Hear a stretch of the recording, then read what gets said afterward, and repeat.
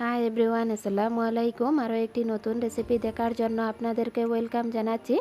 আজ আমি আপনাদেরকে তৈরি করে দেখাবো কিছু অল্প উপকরণে পটেটো নাগেটস। আর এই অল্প উপকরণগুলো সব সময় কিন্তু আমাদের হাতের কাছেই থাকে। আর এটি কিন্তু যে কোনো সময় সকাল বা বিকালের নাস্তায় তৈরি করতে পারবেন। আর আসন্ন রমজান মাসে কিন্তু ইফতারের সময় এই পটেটো নাগেটসটা খুবই স্পেশাল। তো যদি আমার ভিডিওটি আপনাদের কাছে ভালো লেগে থাকে, প্লিজ আমার চ্যানেলটি সাবস্ক্রাইব করবেন আর লাইক শেয়ার কমেন্ট করবেন।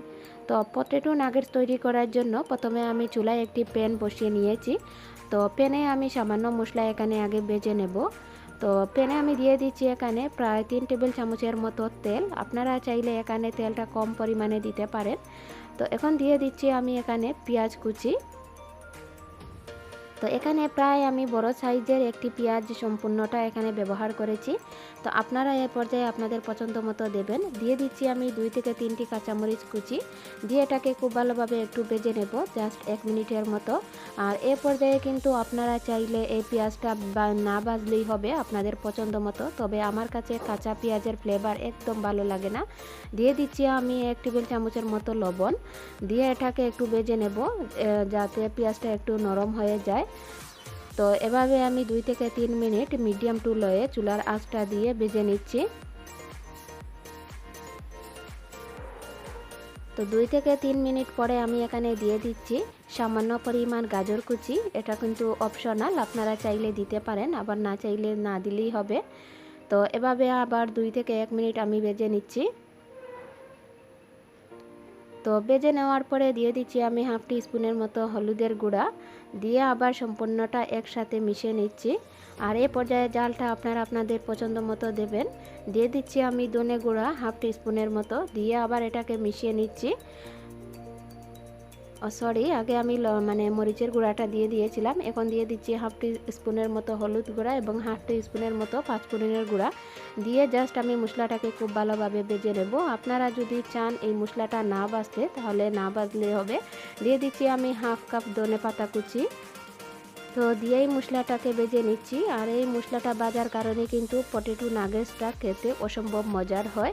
তো আপনারা অবশ্যই কিন্তু এভাবে মশলাটা ভেজে একবার হলেও ট্রাই করবেন। আর এই কাঁচা মশলা থাকা অবস্থায় যদি কোনো পটেটো নাগেটস বা পটেটো আলুর চপ তৈরি করা হয়, তবে সেটা আমার কাছে ভালো লাগে না। তো এখন আমি এখানে নিয়েছি 5 থেকে 6টি আলু, সিদ্ধ করে আগে থেকে এটাকে ভেঙে নিয়েছি। আর অবশ্যই লক্ষ্য রাখবেন আলুটার মধ্যে যখন আপনারা সিদ্ধ করবেন পানি যাতে না থাকে। তো এখন সম্পূর্ণ মশলাটা আমি সেই আলুর মধ্যে দিয়ে দিলাম। তো এটা কিন্তু খুবই গরম অবস্থা এখন, তো এটাকে একটু ঠান্ডা করে নিব। দিয়ে দিচ্ছি আমি এখানে 2 থেকে 3 কোয়া রসুন কুচি। তো রসুন কুচিটা আপনারা আপনাদের পছন্দ মতো দিতে পারেন। তো দিয়ে হাত দিয়ে এটাকে খুব ভালোভাবে আমি মেখে নিচ্ছি। মশলাটা যেহেতু গরম, খুবই সাবধানতার সাথে কিন্তু মেশাতে হবে। তো হাত দিয়ে কিন্তু সম্পূর্ণভাবে মশলাটা আলুর সাথে মেখে নিতে হবে। তো আমার এটা মেখে নেওয়া হয়ে গিয়েছে। এখন আমি এটাকে একটু স্কোয়ার সাইজ করে নেওয়ার জন্য এখানে একটি বোর্ড নিয়েছি। তো বোর্ডে আমি সম্পূর্ণ আলুটা ঢেলে দিচ্ছি। আর এ পর্যায়ে কিন্তু আপনারা আপনাদের পছন্দ মতো কিন্তু শেপটা করে নিতে পারেন। তো এখন হাত দিয়ে আমি চেপে চেপে এটাকে একটু স্কোয়ার করে নেব, ঠিক যেমনটা আপনারা দেখতে পাচ্ছেন। তো এভাবে করে নেওয়ার পর একটি নাইফ দিয়ে এখন আমি কেটে নিচ্ছি। আর আপনারা যে ঠিক এভাবে কিন্তু স্কোয়ার করে কাটতে হবে তা না, আপনারা যে কোনো শেপ দিয়ে এটাকে কেটে নিতে পারেন, বা হাত দিয়েও চেপে চেপে কিন্তু করে নিতে পারেন, গোল করেও নিতে পারেন। সেটা আপনাদের পছন্দ মতো সম্পূর্ণটা ডিফারেন্স করে। তো আমি মাঝের দিকেও কিন্তু এটার সাইডটা কেটে নিয়েছি।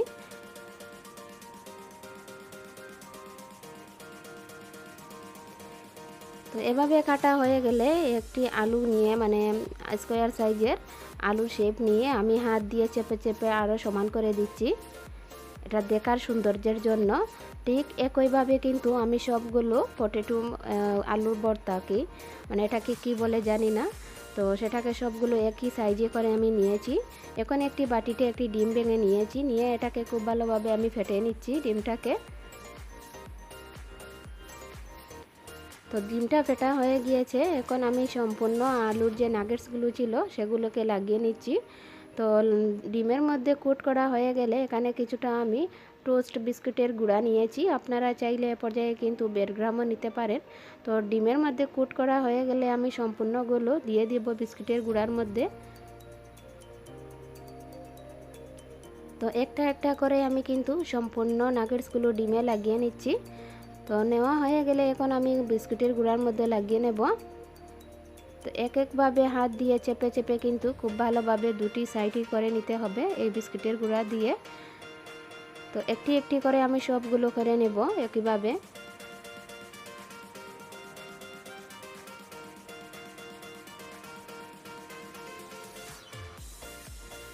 তো একইভাবে কিন্তু আমি সবগুলো নাগেটস করে নিয়েছি, বিস্কুটের গুঁড়ার মধ্যে লাগিয়ে নিয়েছি।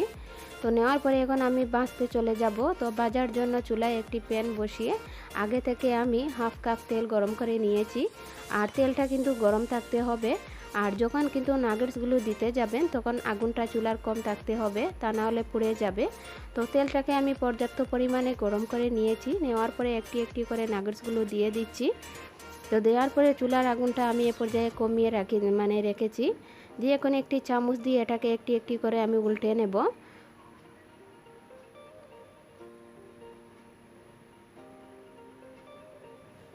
সো ঠিক একইভাবে আমি কিন্তু সবগুলো উল্টে নিয়েছি। আর এই মশলাটা ভাজার কারণে কিন্তু এই নাগেটসগুলো খেতে খুবই মজাদার। আপনারা কিন্তু অবশ্যই মশলাগুলো ভেজে যে কোনো বড়া, কাবাব বা আলুর চপ সেগুলো যাই তৈরি করেন না কেন, মশলাগুলো ভেজে একবার হলেও ট্রাই করে দেখবেন। আর যদি আপনাদের কাছে ভালো লাগে প্লিজ আমাকে কমেন্ট করে জানাবেন। তো দুটি সাইড আমি উল্টে পাল্টে কিন্তু একইভাবে ভেজে নিয়েছি।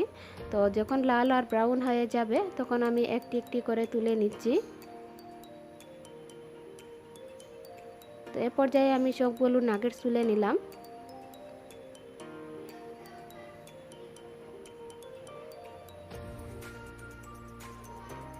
তো আমি বাকি যে নাগেটসগুলো ছিল সবগুলো আবার দিয়ে দিচ্ছি।